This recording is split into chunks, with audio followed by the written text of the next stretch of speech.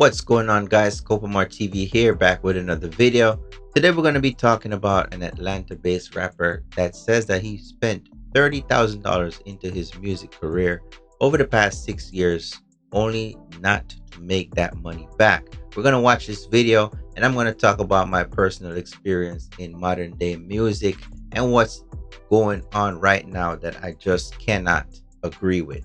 Let's watch the video. Revenue for the first time ever since being on streaming platforms since 2019. So for 6 years, I've been getting streams. I probably dropped about 8 or 9 projects, invested well over $30,000 into my music career via promo, studio equipment, videos, collabs, travel, all that. About, when I do the math, about well over 30K. How much money have I earned in those 6 years of streams? Drum roll, please. $199.39. Crazy work. Streaming revenue. Wow, $199.39 in 6 years. Now, let's be honest. Is it lies he's telling? No, he's not lying. Streaming benefits the top 1% of artists. I'm not saying that as an up and comer you won't make any money. You'll see some money. Like in my account, I have money in there. It's more than that, but I've been doing it for a while. However, I never calculated how much I put into music, because for me, music is my life. It's my way of expressing myself. It's my way of talking to a therapist, basically. This is just me being normal. My music is my way of taking a deep breath.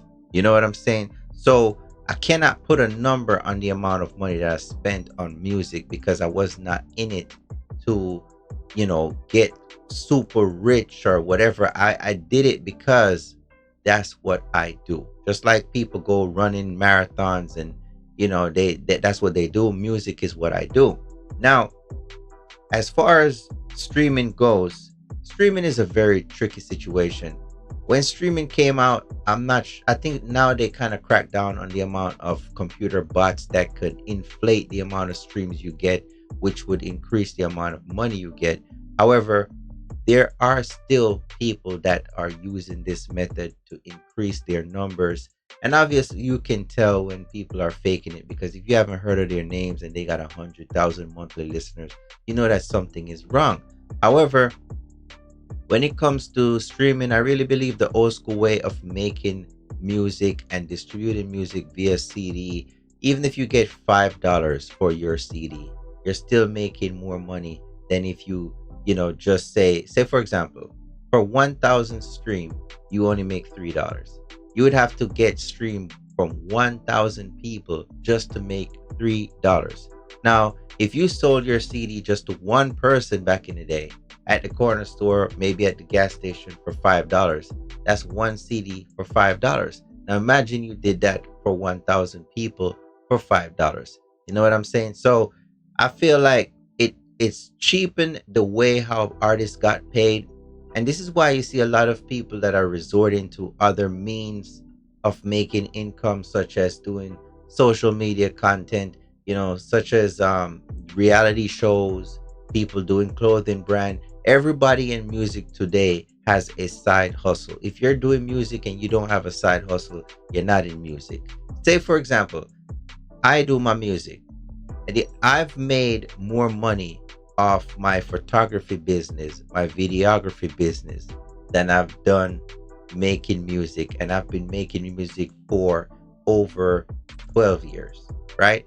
Over 12 years. I've taken it seriously more, probably about, say, 5 years ago, 6 years ago, when I actually started to produce my own music and I got to control how everything turns out. Because unless you have crazy amounts of money to go sit in a studio with an engineer and really go through your songs the right way, don't think you're gonna just go to a studio for an hour, rip through a song, and then that's it. It won't come out the way you want. That's why people need a big studio budget in order to get that album done right.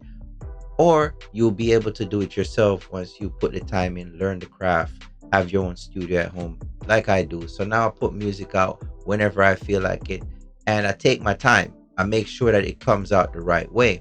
Another thing, which he said he put $30,000 in. More than likely, this is involving studio time. It involves music videos, all that stuff. That $30,000 could have went to promotion, you know. And say for example, people say promotion is bad. It depends. A lot of time I've gotten scammed. That's another downside to this music thing. I've gotten scammed hard. I remember one time I went to Chicago, and there was a guy wearing a YBN shirt, he called himself YBN, and I knew these rap guys named YBN Namir and other people. He claimed he knew these industry people, and the way how he was moving, I thought this guy knew people. So he's like, yo, give me like 700, I'll post you on my Instagram page. The guy took the money from me and blocked me. Tried to call him, couldn't get through to him.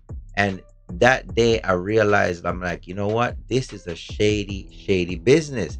And that's how it is in the music industry. It's like you will be scammed. You will be taken advantage of financially. So I would advise any artist, try to get as much of your craft under your control as possible. What does that mean? It means that you should be learning how to shoot music videos. You should be learning how to take your own photos. You should be learning how to produce your own music. By you doing those three things, you eliminate a lot of cost, because up front, it's going to cost you money to get your studio equipment. It's going to cost you money to get your camera gear. It's going to cost you money to get some photography gear. However, it's going to save you in the long run from spending all this money with people that probably won't get your craft done the way how you want it done. You know what I'm saying? And with that said, at the end of the day, music is not about talent anymore. That's another thing with this streaming world that we're living in. It's not necessarily about talent. It's about who has the bigger budget. I've seen videos where they said that it takes about $250,000 to make a song pop. Now he said he spent 30,000 over the past 6 years, right? That's not even close to the 250 it would take to make the song go viral. A lot of the times we like to say that a song is going viral on its own, but trust me, it's not. These people, these big influencers, are paid to do the trends, and the algorithm picks up the trends, send it out to regular people that have lesser followers, and they follow along. They're like shepherds herding the sheep, but you need money to do these things. You need a lot of money to do these things. So my advice would be, get as much of your craft under your control, because it's a shady game. And like I said before, streaming benefits the top 1% of artists. So if you're not in the top 1%, you're not going to be making millions and millions of dollars off streaming. Even those people these days are more reliant on going on touring, and being physically present with their fans, because that in itself will make you some more money when you can get real legit people following you and loving your craft. Now let's get into the comments and see what people got to say. Bruh added another 1200s to his tab for making this post. Someone else says, the game is rigged, my guy. Exactly why I jumped out. It is definitely a rigged game. I remember when Spotify just came out, they made it seem like, oh, you should make sure your artwork looks like this, your song sounds like this, and then you could possibly get on a playlist. You're not getting on the playlist, because the playlists are controlled by the record labels, and they're only going to put their big name artists on there. No matter how great your song sounds, it's not going on certain playlists. So that's the reality of it. We're living in a time, like I said, if you do not love music, leave music alone. Music does not make money. The business around music makes money. Say, for example, producing. You need producers. So if you're a producer, chances are you produce enough people, one of those songs is going to hit. You're going to make your 50% of the revenue. If you're a videographer, if you're a photographer, if you are a promoter, if you're a marketing type of person, the business around music makes money. But being an artist today, it's a tricky game. It's a tricky game. If you're not one of the faces that these labels decide that, you know what, this is the next guy that's going to take the throne, then you're not going to make it.